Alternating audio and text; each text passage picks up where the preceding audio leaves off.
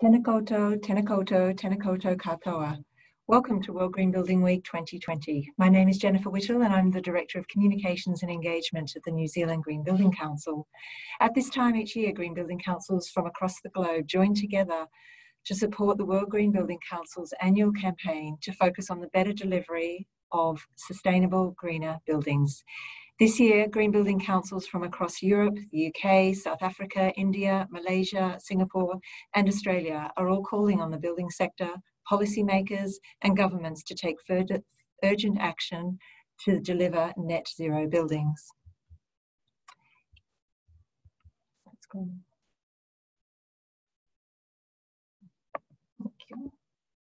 Each day this week, our panel discussions touch on issues affecting our communities, our planet, and our economy, from social procurement to health, from sustainable finance to a discussion on shovel-ready as an economic stimulus.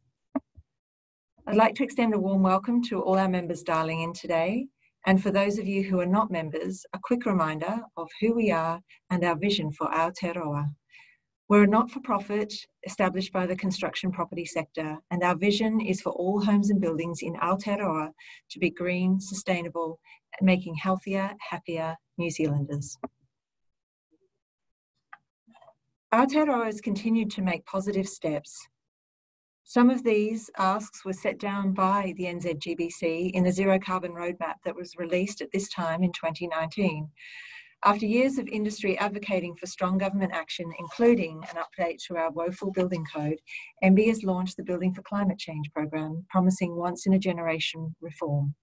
As a sector, we can help make this happen, so please visit our website, take a look at our draft submission, and consider making your own by the 11th of October. In 2019-20, we've made some great steps, some great advances in our sector, but we know we can do more. So we continue to call for a trajectory to ensure new buildings are carbon zero by 2030 and mandate the measurement and benchmarking of building performance.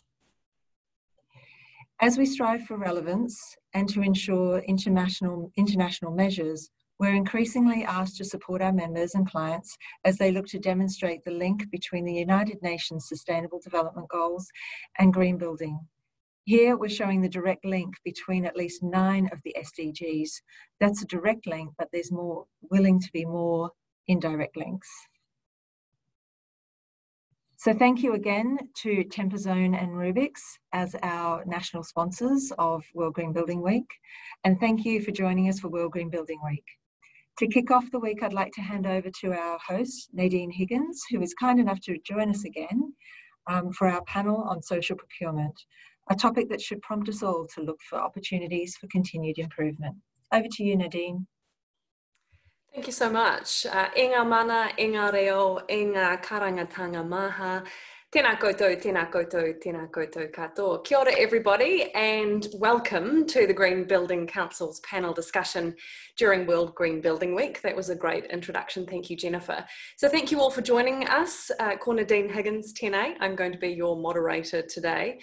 And World Green Building Week comes at a really interesting time because, as you'll all be aware, we're in the midst of a pandemic, but not just a pandemic. We're also in the midst of, or perhaps technically out of, a recession. We had the confirmation last week that the economy shrank more than 12% in the past quarter, which I believe is a record. And it brings with it some questions about how we stimulate a response, but how do we stimulate economic response at the same time as slashing climate pollution? Can we achieve both? And I guess the answer is we must achieve both, but how are we tracking towards that when we're constantly hearing discussion of shovel-ready projects and roads here and tunnels there? Maybe one across the Auckland Harbour Bridge would be appropriate right now. But today we're going to focus on social procurement and whether it could be a massive, untapped green game changer. You'll know that government and private enterprise alike spend hundreds of millions on procurement across our economy. So what would be the impact if we changed the way that we did that? If instead of just looking at what is the most cost-effective solution, it's what does the most social good? And if we were to do that, how do we do it well? What's happening already in this space? Who's doing it? What can we learn from them? And are there things we should also be wary of when heading into social procurement? So it's a very valuable topic.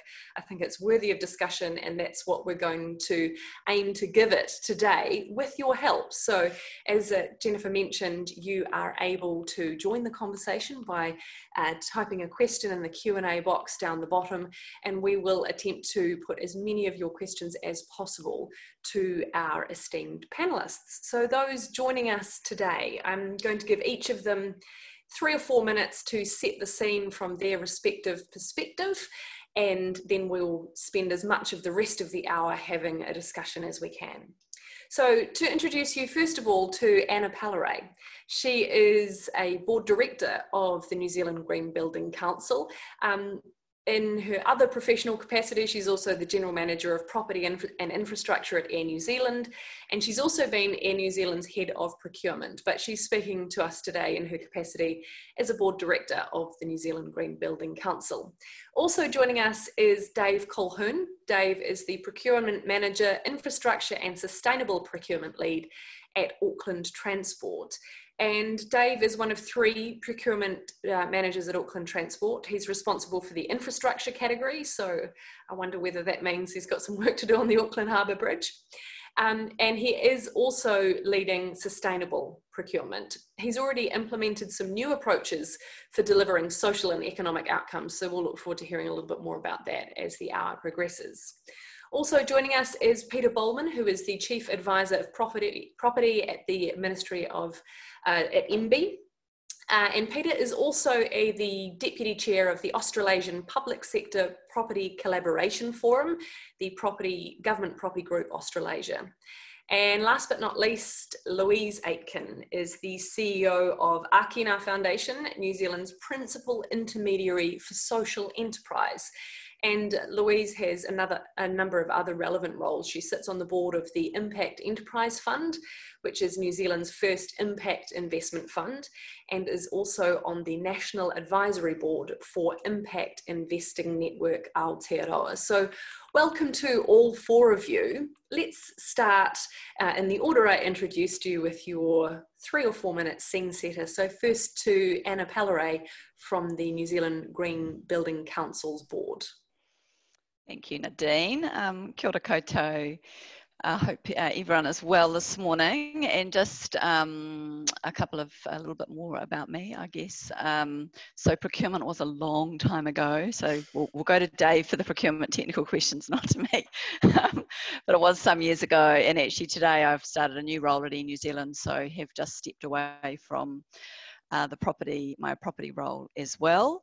But as Nadine said, yes, speaking in the capacity of Green Building Council today, but all of that really brings me to, I think, the biggest point I wanted to make today, and amongst all those sort of different companies and things we do in our careers, and that is leadership. And one of my career has been a large corporate career, the last 14 years in Air New Zealand, but other large New Zealand and Australian corporates prior to that. And large organisations have a real leadership role to play in this topic. We, as big corporates, it's simply the right thing to do for us to put our money where our mouth is, I guess. Big corporates often have lovely sustainability strategies and big approaches in this sphere, but unless we are actually prepared to follow those down the appropriate path and make the right, I guess, purpose and profit-based decisions, then we are not ultimately going to be successful. This is becoming mainstream. Customers are now calling for this type of activity, thankfully, a lot more. And so I think organisations are going to see a natural pull for social procurement and all sorts of sphere of other green and sustainable initiatives coming from the buyer, which is fantastic. And so really 3 pieces to split that out into for me. We need to somehow create pathways, and make it simple make it easy for organisations to find social enterprises and to work with them, and that kind of puts Louise and her organisation on stage, and so I'll let her talk to that a lot more rather than me doing it. But you know, there's wonderful examples in Australia where this is working incredibly well, and Akina will also set up some great opportunities for us in New Zealand and really drive that forward. So the Australian example is called Social Traders, a real fantastic collaborative market place in terms of getting organisations and big corporates together. One of the things in terms of creating pathways is it is challenging for organisations to know who to reach out to. And I think if you're sitting on the social enterprise side, it's also challenging understanding what corporates want. And the ability for organisations to scale up to meet the required specification, to consider compliance requirements when you're dealing with organisations like in New Zealand, you know, very, very high compliance-based organisations run commercial operations. So a lot of social enterprises are extremely impressive in their own right, and the ability then to connect the two organisations together, I think, is certainly untapped potential. The second area really is simplicity. So I think, and I've spoken to that a little bit already, so breaking down some of those barriers, providing learnings, and also bringing in a sort of front-facing weighting, I guess, from large corporates. So really corporates have to take quite a simple approach, connected in with strategy and purpose. Procurement has to sit behind the big organisation strategy and purpose, and to ensure that the appropriate weighting and focus is being put on these sorts of examples. Now, it's not all one direction. There are two ways, and there's a great example I can share with you. New Zealand has a great connection with Ngāti Porou, where we work together on tourism opportunities. Ngāti Porou work with us on the supply of carbon credits. They also support our organisation with cultural literacy, and we procure smoked fish for our business class cabins. And so both organisations, now Ngāti Porou are not a social enterprise and will probably not be comfortable with me naming them as one, but they are an example of a thriving regional organisation that does need to still be connected to large corporations, and you know, learn and grow with the support and together with large corporations. And then I think the third thing I would highlight is the need for standards, and Peter will obviously have some commentary around this too, in terms of the fantastic role of government. Some great announcements recently around procurement, focus on creating more jobs and more focus on sustainable change. But also it makes it much simpler for buyers, procurement people, to have standards to work to. So Qualmark would be a great example of that in the tourism industry. It isn't for an individual corporate necessarily to set a standard, but it makes it much simpler for corporates to be able to attach themselves to known standards in the private sector, in private and public sector. So those are really the three items I wanted to raise today. The overpinning requirement around leadership, and then those three things, you know, how do we create partnerships and collaborations? How do we make it as simple as possible to connect everyone together? And then the underpinning of the important standards to allow organisations to really push forward and reach social enterprise in a way that's valuable for everyone. Those are all really good points. Thank you, Anna. We're now going to move to Dave Colquhoun from Auckland Transport for his scene setter. Welcome, Dave. Thanks, Nadine, and thanks, Anna. Kia ora, everybody. Kia ora tātou. Ko Dave Colquhoun Aotearoa. I do have some slides. I'm going to be a little bit different. I'd like pictures, so bear with me. I'm just going to share my screen.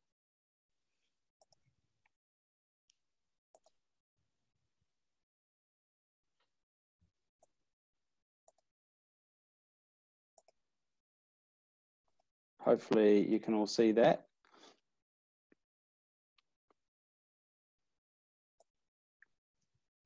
So yeah, thanks again for the opportunity to speak to you all today. So I think, can we achieve both economic stimulus whilst also slashing climate pollution? That's kind of the theme of this talk today. And look, I think the short answer is yes, we have to. There's not really another answer to that. Look, I've been doing a lot of reading, as I'm sure a lot of you have been, and a lot of countries are looking to build their way out of COVID-19 as a means of economic stimulus. And so there's a huge opportunity to not only use green buildings and green infrastructure to deliver a step change in climate change, but also to use that demand that creates to deliver positive socio-economic benefits and change people's lives, especially those who are being most disadvantaged by COVID-19. Social procurement is a very strong lever to help deliver on that, and the size of the opportunity means that it is a massive untapped game changer. But, then there's always a but.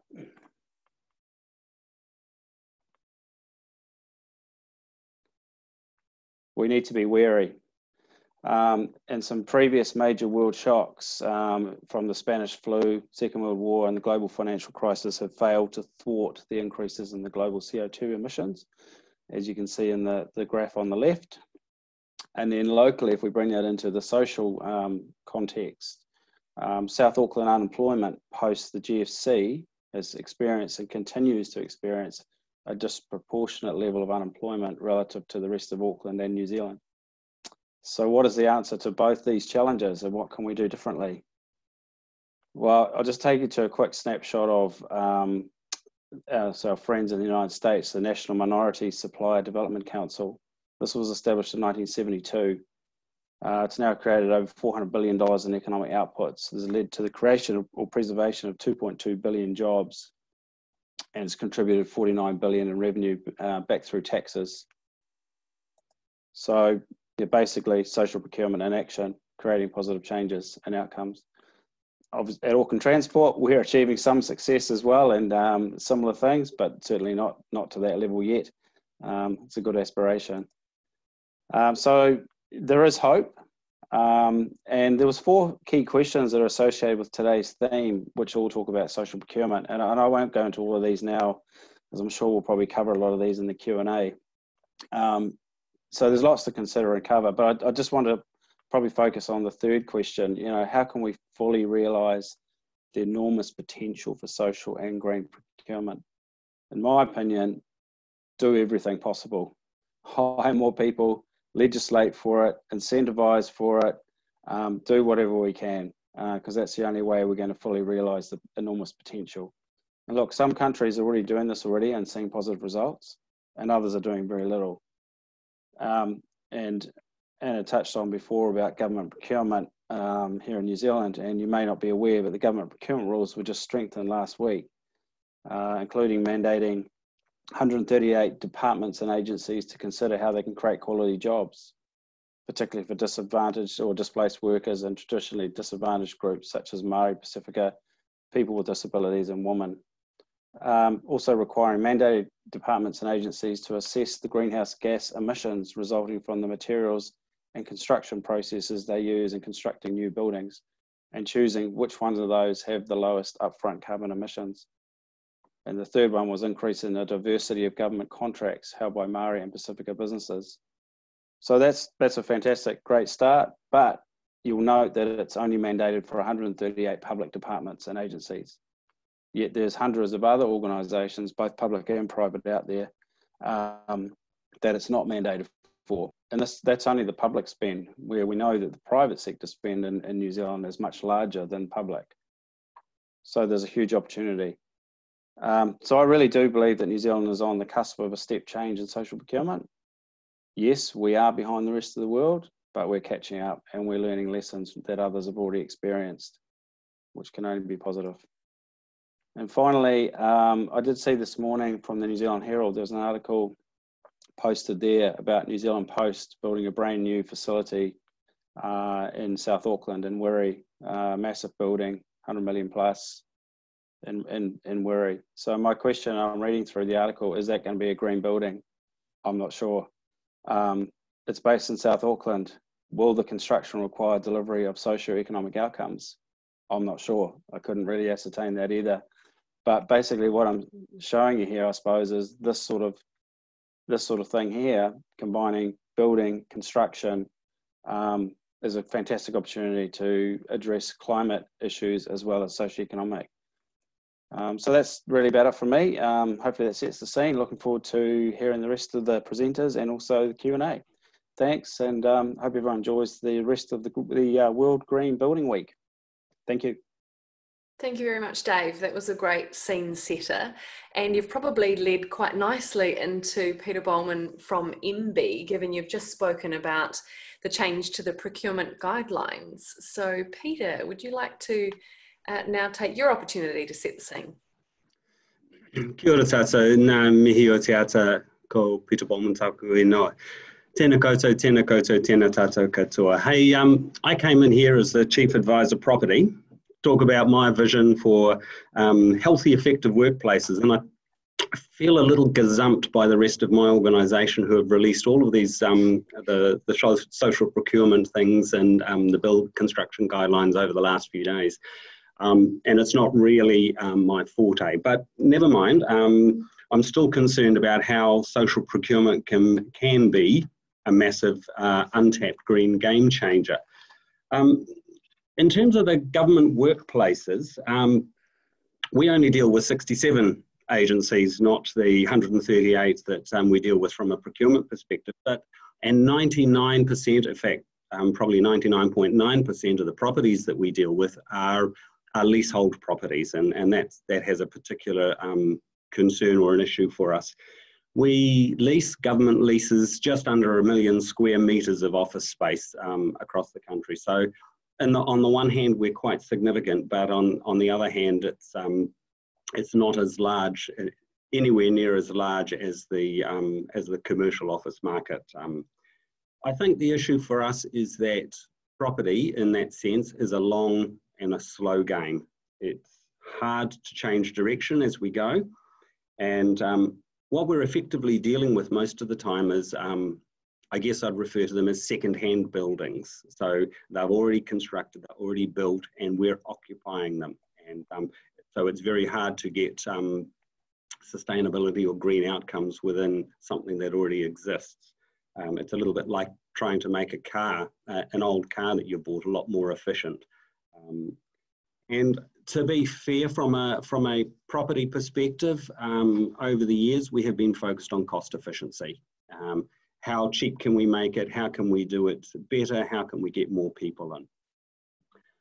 Recently, we sat down with government in the last couple of years, and government have now told us there are 4 main expectations they want out of government property. The first one is it needs to be a lot more citizen focused. So what they really want is government much better connected with the people. The second thing is they want agencies to work together a lot better. So they want them co-located and collaborating. The third one, which is about creating great places to work. It's actually about valuing the people that occupy the space. And of course, we couldn't get away from it. We still have to provide value for money, because at the end of the day, these are taxpayers' dollars that are being spent. So my focus has been about creating great places to work. Nā wahi pai ki te mahi. It's about valuing the people, using the workplace to support performance, using the workplace to foster collaboration, to allow flexibility, and to focus on results and services in such a way that ultimately people end up valuing the workplace. In doing that, some of the key measures that we're looking at are around health and safety, quality standard, indexing the property and the property locations, and around energy efficiency. Because what we're looking for, and the other things we're looking for, is around being in the right location, having the right amenities around the properties, making sure the energy efficiency is right, and very much focused in recent times on the safety ratings of buildings and health issues. Question I've got is, how do we go faster? Because as I said, this is a slow game. This is a long, slow game. And what we've decided is the first thing is to create take a portfolio approach. So treat it as one large portfolio rather than a myriad of properties across the system. That it's about setting standards across the system, and that resonates with some of the other comments from the other speakers. Link the quality of the buildings explicitly to the changes that we're trying to make. And fourth, drive those system changes. So actually actively drive them. So how does this help you fully realise the enormous potential for social and green procurement? In essence, I think there's three things that you have to do. Is you have to have a single performance indicator, you have to change the language around what you're doing, and you have to go faster. And that requires leadership, and I think government's in a position with the size of the portfolio and what we do, particularly in the property space, to actually provide some leadership around how we can actually build sustainability and energy efficiency into the government lease portfolio. Thank you very much, Peter. That brings us to Louise Aitken from Akina. I guess we have already heard from Anna that we want to be hearing more from our social enterprises and new ways to access them. And I guess that's exactly the space that you play in. So over to you, Louise. Tēnā koe Nadine, tēnā koutou katoa, ko Louise Whakawingoa no Paniki ahau, ki Akina Foundation o Mahayana, ko Louise Whakawingoa. So good morning, good afternoon actually. My name is Louise Aitken, I'm the Chief Executive of the Akina Foundation, and Akina is all about encouraging bold action.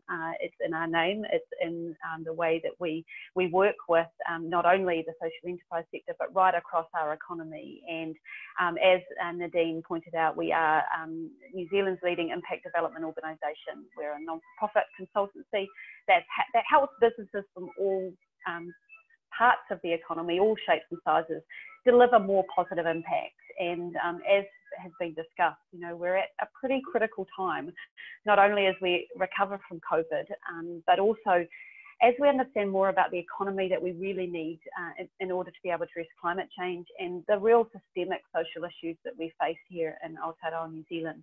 A very smart person told me a few months ago that COVID didn't cause inequality, it just shone a very, very bright light on it. And what we really see now is the absolute need for our economic response to really build businesses that not only run well, that they start well, they invest well, and more importantly, they buy well. And that's something I really want to explore a little bit further, following on from these great speakers who went before me. And it probably all starts off with that, you know, what is an impact economy? And for us, it's absolutely our focus to help build an economy around an idea that economic activity can create better well-being and environmental outcomes while also promoting recovery and growth. And what does this mean for procurement? You know, how can we support government and corporates to buy positive outcomes through their procurement practice and their supply chains? You know, basically, how can we help organisations buy the goods and services they need for their businesses to run, at the same time generating positive impact for people on the planet? And as has been mentioned, you know, it is off to a positive start here in New Zealand. You know, social procurement is something that, you know, a year ago, government coming out with the new rules of sourcing, which is fantastic to see those strengthened last week by the Minister. You know, that's absolutely fantastic. And we really now need to embed this and accelerate it. 2 years ago, as Anna mentioned, we launched our social procurement program called Forward, and it's the first social procurement program here in New Zealand that brings together both buyers and certified suppliers. The suppliers who deliver goods and services into supply chains and also deliver positive social and environmental impact. In just 2 years, we've been able to build up our buyer base, and they represent over $50 billion of procurement spend in total. That includes New Zealand Post, and a good shout out and questions by Dave there. And believe me, we're asking those same questions about Wiri and also their new build in Wellington here. We've also got Westpac, Fonterra in New Zealand, ANZ, Sanford, and many central and local government agencies who are all coming together to start to think about how can they embed social procurement in their practices. Dave and the Auckland Transport team have been doing a fantastic job. He Aotearoa out of Auckland Council have really transforming Māori and Indigenous outcomes through procurement, and we're also starting to see those really big agencies such as NZTA, Kainga Order, Inland Revenue, really starting to gear up to say how can we achieve positive outcomes.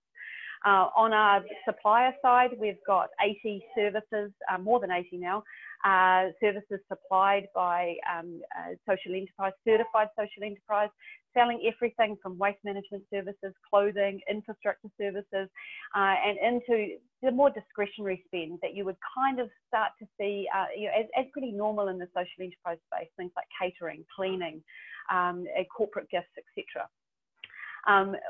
But it is absolutely just the start. And I think the challenge that we have is how do we embed this and how do we accelerate it? And I'd like to point out a couple of things that I think we need to do better, and we need to celebrate as well the great stuff that's being done. The biggest challenge we have absolutely across the social procurement spectrum, so both buyers and sellers, is the need for more capability. Within the buyers, we need to see big cultural change starting. It's great that we've got policy. That's a starting point only. It's how is that policy implemented? How do we support those right throughout the supply chain with the right support that they need to bring it to reality? We need to value what we value, and it's obviously not just the financial aspects, but what impact are we trying to achieve, and how will we know if we achieve it? And that means not only figuring out what we need to do that, but also ensuring that we're consistent and focused on it right throughout the life of that procurement spend. So how are we contracting? How are we supporting those organisations who are maybe responding to tenders to understand the impact that we're trying to have? When we are going into a contracting situation with them, how are we providing them the support that they need to be able to measure and report back that impact?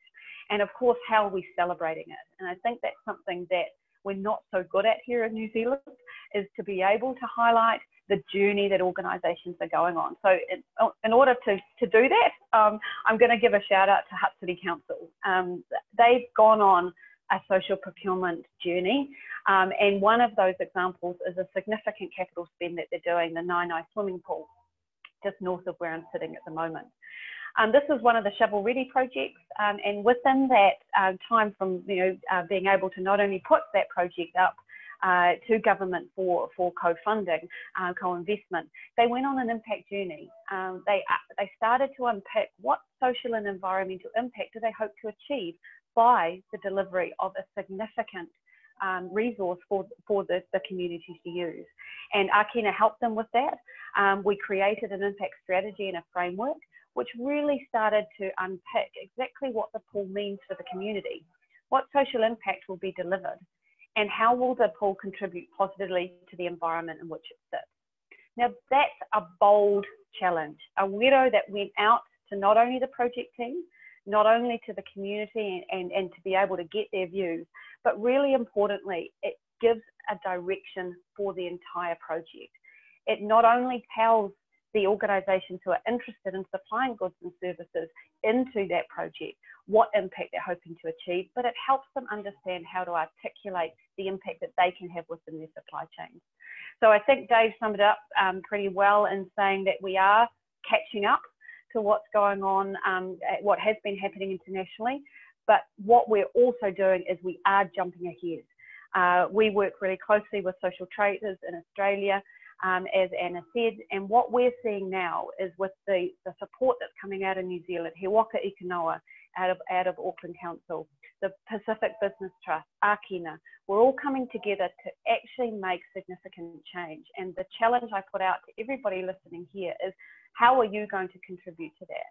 What are the things that you can do, maybe through a capital spend, maybe through just your corporate procurement, to actually think about how we can create the solutions we need to address these significant social challenges that COVID put a light on, but really importantly, for our long-term health of our planet, addressing the significant climate change problems that we see today and we will see in the future. So with that, I'll leave it there and happy to go into any more detail, but absolutely be bold and make change happen. Kia ora. Kia ora, Louise. I think you lived up to the be bold, the akina in your title there. Thank you for setting the scene for us. We have a number of questions coming in already, but just as a reminder that you can wade in just by typing your question into the Q&A box, and we will get through as many of them as we can. I wondered if I could just start with that central question, why is such a small fraction of our social procurement spent in an area where we can drive positive change? What's the issue here? Is it that there hasn't been policy? Is it that corporates haven't thought of it? Is it that corporates don't know where to find social enterprise? Is it that they don't know how to measure the impact of those ancillary benefits? I don't know whether this is perhaps a question for Dave or for Anna. Can you identify why this is yet to take hold? Perhaps like that example, Dave, you gave us of the States, where there is massive social procurement through that particular group you mentioned. Happy to kick off. Yeah, look, I think like a few people see, we are, we have sort of behind the rest of the world in this, really, to be honest. Australia probably 10 years ahead of us, and a lot of legislation around it. So the Australian government requiring this and mandating it. Even today in New Zealand, it's not, well, it hasn't been mandated until last week when MB's now come out with the strengthened rules, which is fantastic. But until recently, no requirement to do anything around social procurement, no connection to broader outcomes. But look, I think I've sort of been dabbling in this space for 4 to 5 years now, and the last year to 18 months is just a massive ramp up, I think, in what's happening and changing. And I think it's, we're learning from the Americans, the Brits and the Aussies on this. And as Louise said, we're putting in place things that are actually now starting to accelerate and overtake those other jurisdictions. So we're on a really fast trajectory now, and there's some really good positive change happening. We were behind, but there's some great things happening now. And the trick is to be able to keep up with this. And Louise mentioned as well, to be able to resource it. Who's out there to do this and to deliver it? That is one of the challenges we do have. I mean, I struggle in my organisation. I do it part-time, and I've got one full-time sustainable procurement specialist that works for me. That's it, for $1 billion spend. So, I could have 4 or 5 people doing social procurement tomorrow. But that is a challenge I think that a lot of organisations will have. The faster we go, the more difficult it will become to support and resource. Maybe pass that Anna or something. Yes. Thanks, Dave. There's several comments there, just certainly on the last comment you were raising. And look, I agree, there's sort of twofold here. So one is the standards and guidelines are needed. We do need government to be a first mover on a lot of this activity. That's very helpful. But it doesn't stop organisations doing the right thing, as you're describing, Dave. And I guess one comment I would make is we actually need this to be mainstream, as opposed to, and it's challenging kind of getting it up and going and getting the messages out, but the real win here is the mainstream aspect. When it becomes just standard for all of our buyers in no matter what form they're working in, or our consultants to immediately think about social and sustainable outcomes first and kind of overlaying everything, then we're really going to start to see some major change. And there's no need for any of this to be more expensive or more complicated. It just has to be, the support mechanisms need to be in place to allow organisations, as I was saying before, to scale up, to be able to you know, manage compliance and manage big commercial investments and those sorts of things. So look, I just think it's potentially an unknown that has stopped organisations in the past, and you know, great, really fantastic organisations like Akina trying to make that connection. I think it'll just start to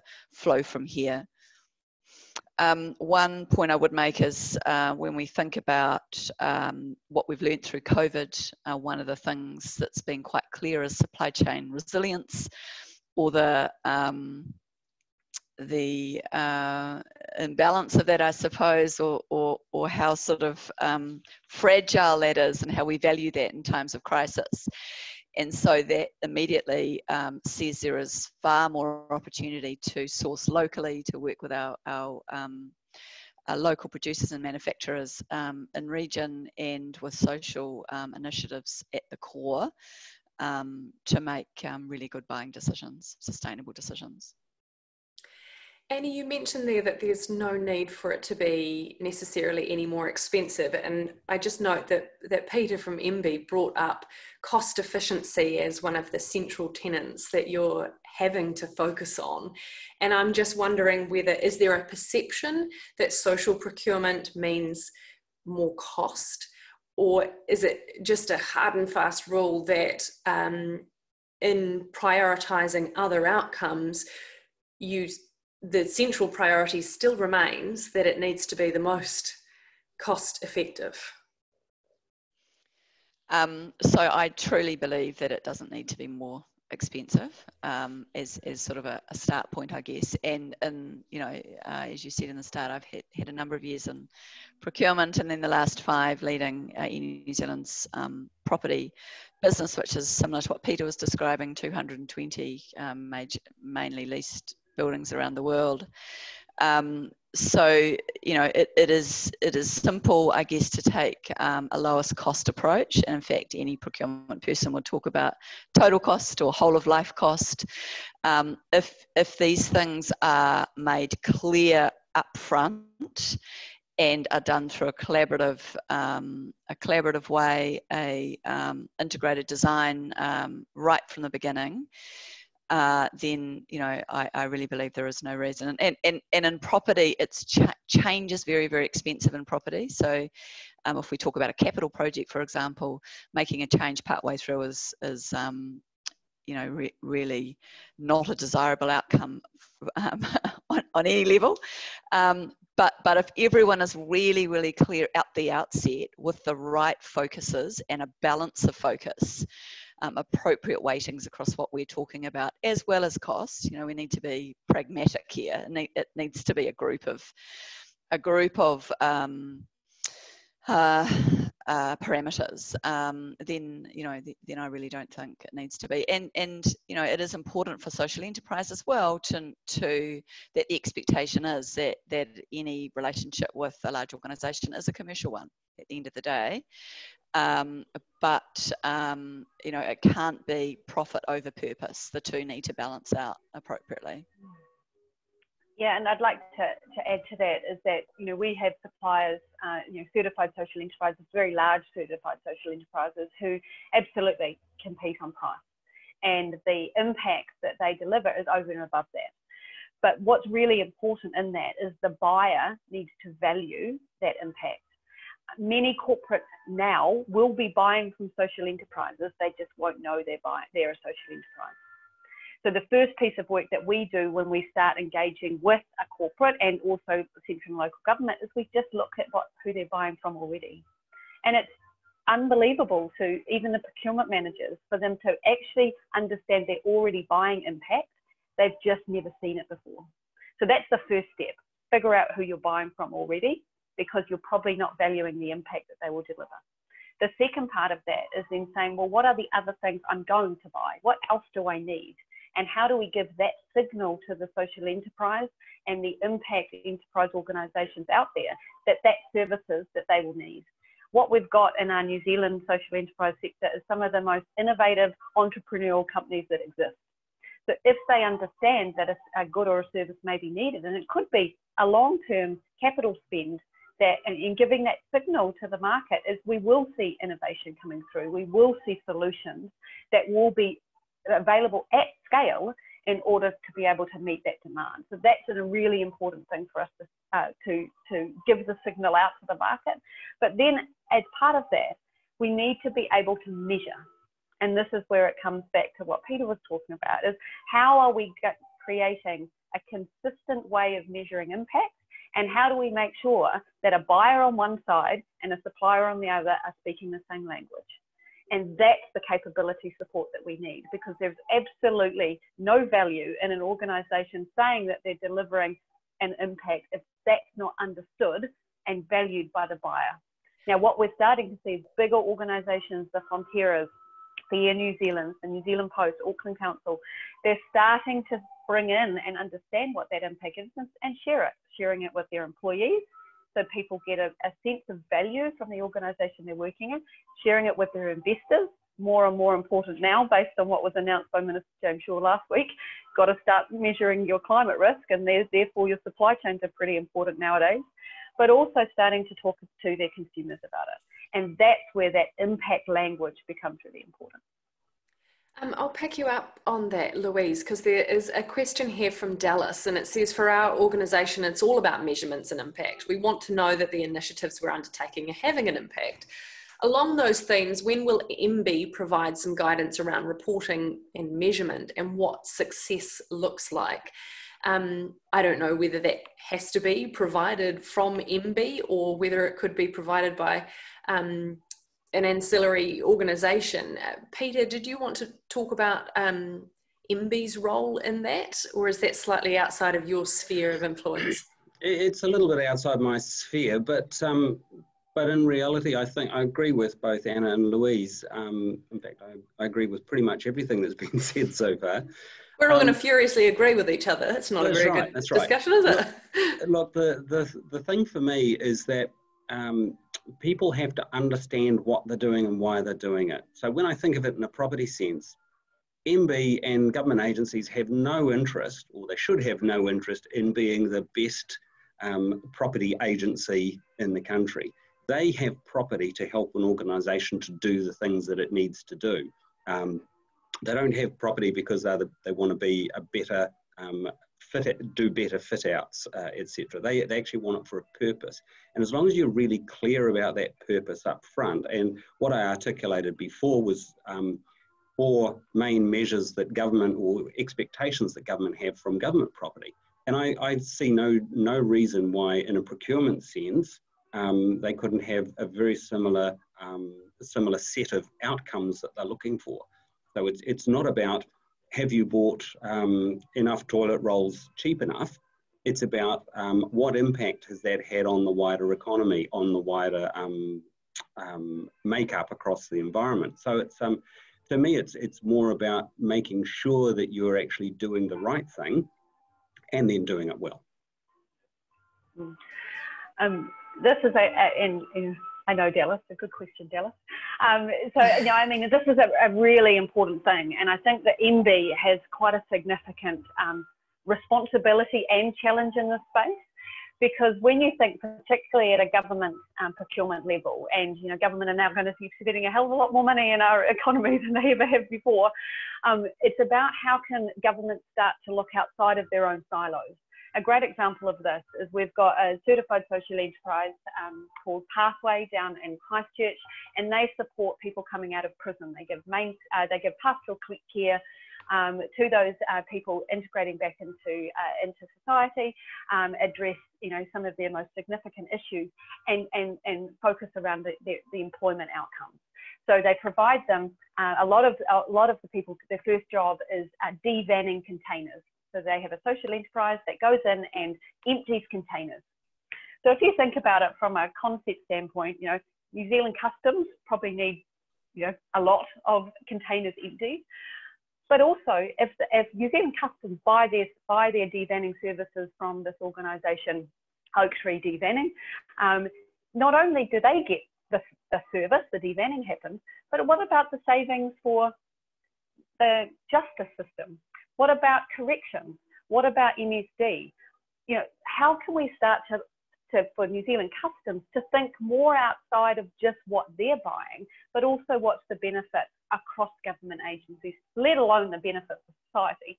So that's where we start. We have to think about how do we enable the person who's signing that contract, that person who sits in this example, New Zealand Customs, how can we provide them with the support that they need, that they can start to see the overall broader outcomes that are being generated from that purchase. That's system change, that's cultural change, and that's going to take us, a long time to be able to get to. But what we need to do is we need to start recognizing and celebrating when that is happening.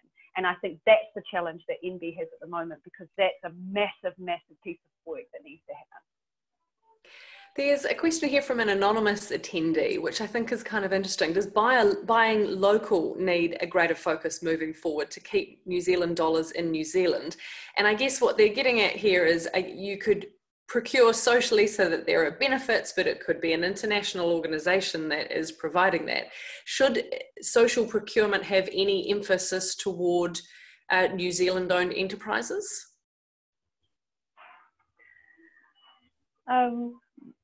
My view is that it's probably think impact first. Yes, making sure that money is generating impact here in New Zealand is really, really important, but that can be, there can be multiple ways that can be measured and valued. We've seen, for example, our first organisation Pathway, as I mentioned, they are now certified in both New Zealand and Australia. So they can supply their goods and services into markets where their impact is also valued. So we want to be able to ensure that we're supporting organisations who can contribute positively in whatever markets they're selling goods and services on. But that also goes back the other way. How can an organisation who is generating business in, Kaitaia as an example, how can they support their local businesses, whether they're social enterprises or not, because there is that element of keeping that money in that local economy. So it's about thinking, I think, impact first, and then the vehicle to be able to deliver that can be in whatever is the right way for that community, or that business buying the goods or services. There's another question here which I think could be probably answered by all four of you. What are some of the quick win outcomes that corporates can target now? And I suppose as part of that question, you might want to tell me that it's not about quick wins. But Dave, would you like to make some suggestions there? Yeah, it's sort of, I suppose, going back to that kind of local question as well. We've dabbled around in this in terms of weighting it in tenders and trying to steal weightings off other parts of the tender and fighting with people in the business about what's important, to the point now where we actually just started now requiring our suppliers to actually spend a portion of their supply chain with diverse businesses or local businesses or social enterprises.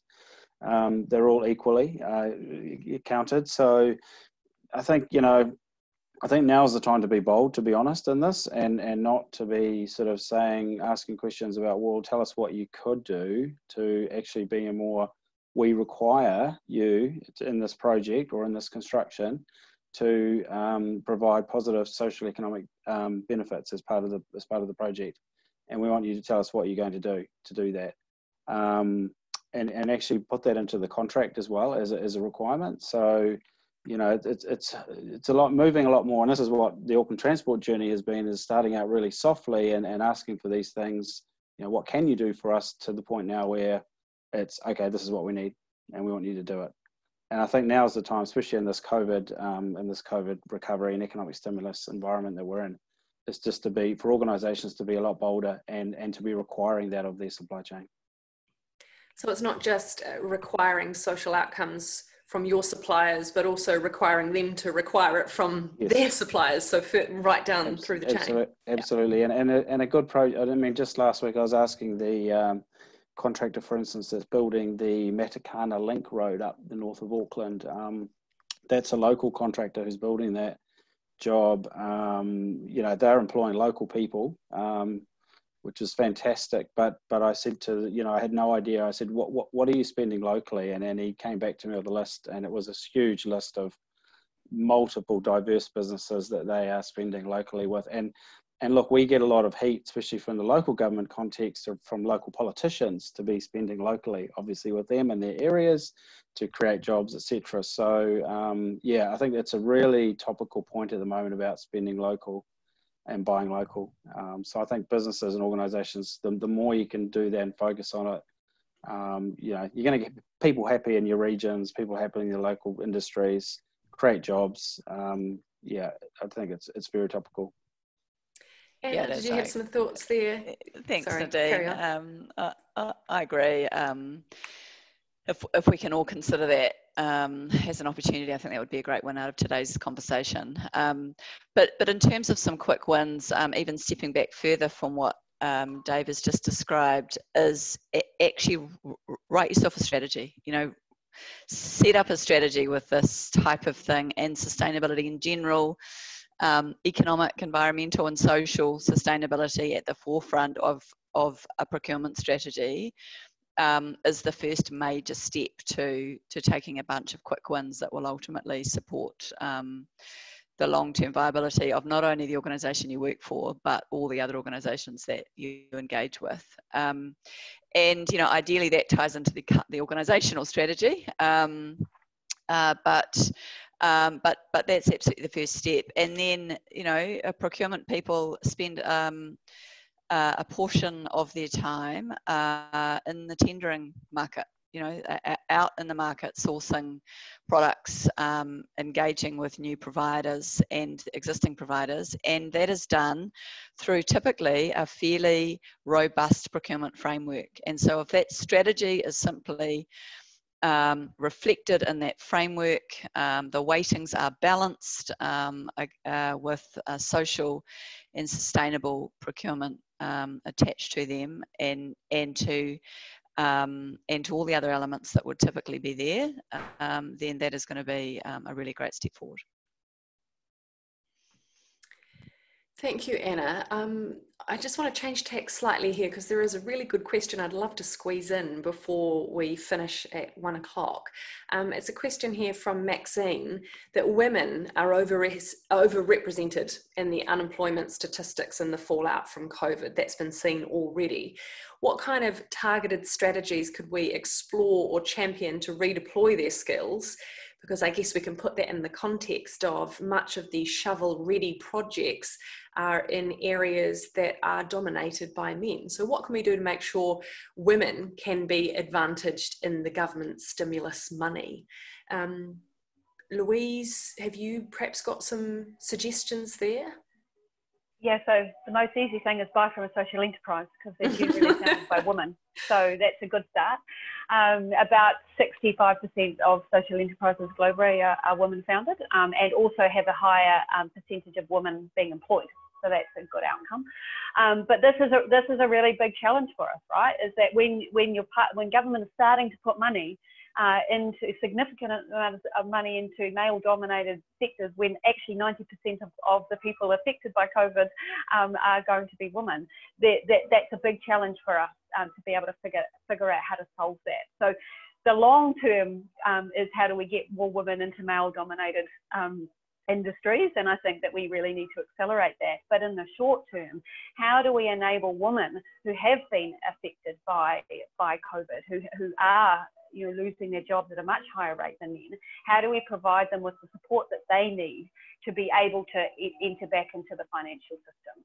So that's about how do we help them maybe create businesses, whether they're social enterprises or not. How do we enable them to be able to contribute to their whānau and their communities in a different way? And that's about making that support accessible, as well as giving the pathways as they grow whatever businesses they might start up, to be able to be procurement ready, to be able to be investment ready, in order to be able to scale that. So that's big system change, and I think the spotlight is on us now in order to be able to create that support available today to the tens of thousands of women who are going to be affected, and their families particularly will be affected for generations to come. So big challenge for us. Very quickly, from a procurement perspective, if you're procuring goods or services that have a considerable people content to them, consider asking questions about diversity. the organisations that you're buying from. That's one way to both frighten suppliers, but also get them thinking about what you're thinking about as well. So if creating jobs for women is important, and it is, then ask that in your procurement, in your tenders. I like it. That seems like a really good, tangible takeaway that everyone can implement tomorrow without spending any more money or hiring any more people, simply asking the questions of your suppliers about diversity and about social benefits. We are out of time. That hour just disappeared so quickly. Thank you so much for a really valuable discussion to Dave, to Anna, to Peter and Louise.